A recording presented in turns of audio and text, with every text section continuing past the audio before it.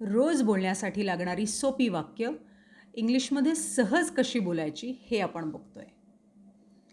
याआधी पण अशा प्रकारचे 2 व्हिडिओज आपण पाहिलेले आहेत. पण आजच्या व्हिडिओमध्ये आणखी काही वेगळ्या सिच्युएशन्स आहेत आणि तशी वाक्य आहेत. 2 वेळा मी सांगेन. पहिल्यांदा इंग्लिशमध्ये सांगितलं, तुम्ही ऐकलत. दुसऱ्यांदा जेव्हा इंग्लिशमध्ये सांगेन तेव्हा माझ्याबरोबर तुम्ही पण ते बोलून बघा. म्हणजे काय होईल, ती गोष्ट इंग्लिशमध्ये कशी बोलायची हे तर आपल्याला कळेलच, पण त्याचा उच्चार म्हणजे प्रोनन्सिएशन कसं असलं पाहिजे, टोन कसा असला पाहिजे याची पण प्रॅक्टिस होईल. त्यामुळे नुसतं ऐकण्यापेक्षा किंवा लिहून घेण्यापेक्षा बोलूनसुद्धा जर बघितलं, सेकंड टाईम जेव्हा मी बोलेन तेव्हा बोलून बघितलं तर त्याचा नक्की चांगला उपयोग होईल. ठीक आहे, कम ऑन, लेट्स बिगिन. पहिलं, काय करायचं याचा मी विचार करतेय किंवा करतोय. I am thinking what to do. I am thinking what to do. आम्ही आत्ता चर्चा करतोय. We are discussing at the moment. We are discussing at the moment. तू खूप चांगलं काम करतोयस किंवा करतीयस. You are doing a fantastic job. You are doing a fantastic job. मी खर्च कमी करायचा प्रयत्न करतीये किंवा करतोय. I am trying to reduce the cost. I am trying to reduce the cost. हेच वाक्य असं पण म्हणता येईल बरं का. I am trying to optimise the expenditure. I am trying to optimise the expenditure. Expenditure म्हणजे अर्थात खर्च, आणि ऑप्टिमाइज म्हणजे नुसतं कमी करणे नाही, तर योग्य तेवढं करणे.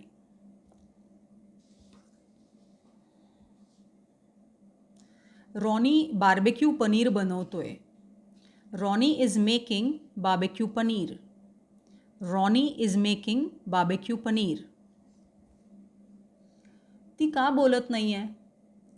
Y is she not speaking. Why is she not speaking. किंवा why isn't she speaking. Why isn't she speaking. आम्ही विचार विनिमय करतोय. We are brainstorming. We are brainstorming. Brainstorming म्हणजे सगळ्यांनी मिळून एकत्रितपणे विचार करून आपल्या आयडियाज, आपले विचार एकत्र मांडणे आणि त्याच्यावर चर्चा करणे. We are brainstorming. समजा ब्रेनस्टॉर्मिंग हा शब्द आपल्याला आठवला नाही, तर आपण असंही म्हणू शकतो की we are thinking and discussing together. We are thinking and discussing together. तू वेळ का वाया घालवतोयस? Why are you wasting your time. Why are you wasting your time. ती परीक्षेची तयारी करतीये. She is preparing for her exam. She is preparing for her exam.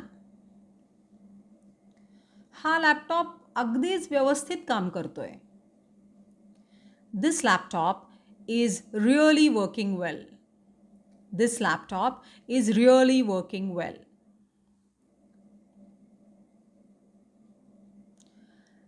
या निर्णयामुळे अवघड परिस्थिती निर्माण होतीये.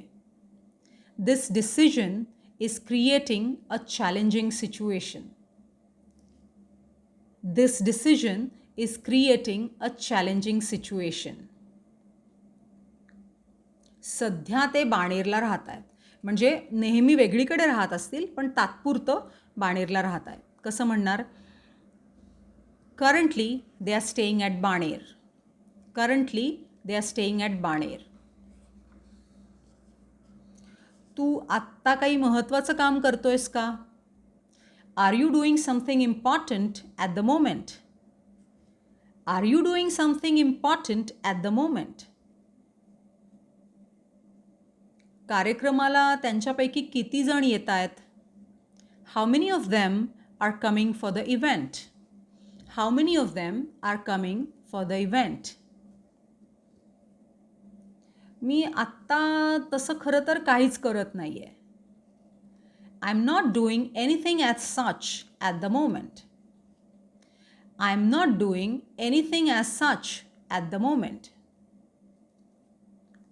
तू आमच्याबरोबर येत नाही आहेस का? Aren't you coming with us? Aren't you coming with us? तू त्यांना केव्हा फोन करतोयस? When are you calling him? When are you calling them? त्यांना असेल तर them. When are you calling them? When are you calling them? तू कशाची वाट बघतोयस? What are you waiting for? What are you waiting for? ती Japanese भाषा शिकतीये.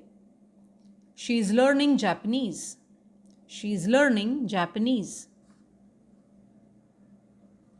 राहुल सहलीला जात नाही आहे. Rahul isn't going for the trip. Rahul isn't going for the trip. तू अभ्यास का नाही करत आहेस? Why aren't you studying? Why aren't you studying? तू ट्रेकला कुठे चाललायस? Where are you going for the track? Where are you going for the track? आम्ही सगळे एकत्र प्रवास करतोय. We all are travelling together. We all are travelling together. मी एक खूप चांगलं पुस्तक वाचतीये.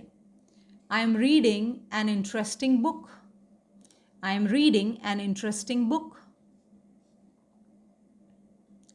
मुलांना त्यांच्या आजी आजोबांबरोबर राहायला मजा येते.